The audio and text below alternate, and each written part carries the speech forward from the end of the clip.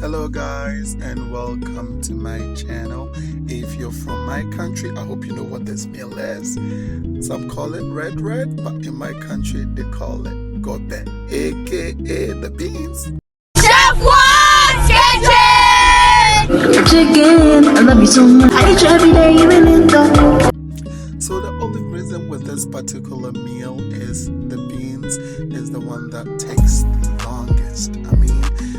It takes at least an hour to cook, but once I put my beans in a pot, I wash it. The reason why I wash it, anything that you do really have to wash it. Take your time washing it.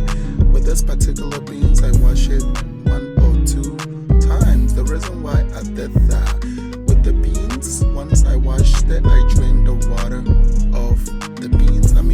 It brings all the little dirt from the bottom out, so you don't have to taste the dirt in your beans.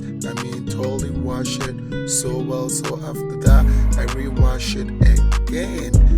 You don't even know, because with this particular beans, in our country, when you go to the market to get this particular bean, they portion it out. But like over here, when you buy it, it's already in the bag. But anyway, you still have to wash it. So after washing, I pour it back in the pot again. Now with the pot, I make sure the water comes above the beans, because the beans can dissolve a lot of water. So I put at least 2 cups of water on it to cook.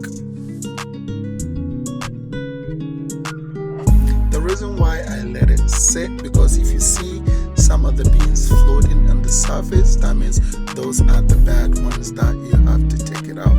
But with this, the beans is good, so you don't have to take it out. The beans is so amazing that there was no much, that are rotten in our beans, which we hate. So once I'm done, I set it up on the fire and I turn the stove on high heat, because once you see the bubble, that means the bean is about to boil. This was like 10 minutes into the beans. I recover it, check it again to let it cook.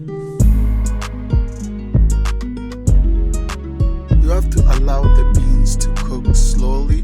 Don't rush the process, because you don't want to eat uncooked beans, because that will upset your stomach, or you might even end up at the ER, which we don't want that to happen. So allow it to cook slowly, don't rush the process. So once the water drained, I added additional 2.5 cups of water. With this water, that means I'm not going to add any more water to our beans, and then that will soften the beans up. And then the other way is that once the beans is boiling, you think it's taking that long, there is this stone called cloves. I don't know how to say it in English, but I'll look for the English name. With that, when you put it in, just put a little bit pinch or a little stone in that beans. That will create the process to cook a little bit faster, and it wouldn't take that long to cook your beans. So I stir it up again to make sure the stone melts in the liquid to soften our beans up. After 45 minutes into our cooking, this is what you're supposed to look like. That means our beans is almost done, because there's still water on it that you have to let the water cook to make the beans soft. You don't want to rush it. This beans takes a while to cook, so maybe I prefer that you start that early in the morning, and once it's done, this is what you're supposed to get. That means the beans is soft and it's very creamy, as you can see, meaning or telling you that your beans is done cooking. Look at this, it smells so good. And if you can see, I never put salt in it. It's just wash your beans and put at least 3 cups of water on it to cook. With your red or Gɔbɛ, aka the beans and sweet plantain, you will need a plantain. You need a very ripe plantain, not green. That wouldn't make your food taste so good. So I peeled my plantain and I chopped it very thin, because I want them to cook faster. If you chop it bigger, it's gonna take longer to cook. So take your time. You can dice it or chop it as I did. I have a video that I did, the Kelly Willy video. If you want to go check out that recipe, you can either use that So with that, I chopped just a onion. I have an onion and I have a tomatoes.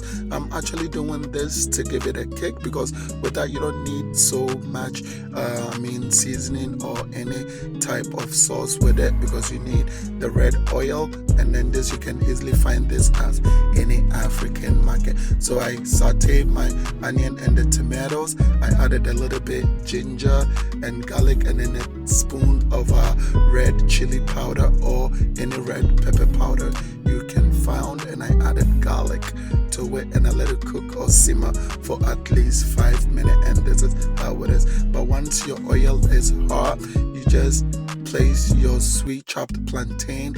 Don't fill the pot up, just to cover the oil. Once it covers the oil, it doesn't take that long to cook. But when it doesn't cover the oil, then you have to flip it over to cook the other side, and this takes less than 5 minutes to cook. As you can see, once you get that particular color that it's showing, that means it's getting ready to be done. You don't want it to burn because the oil is hot. If you know the oil is hot, just reduce your heat, and once it's golden brown, this is what you're looking for with your sweet plantain, and this will go well with your red or Gɔbɛ.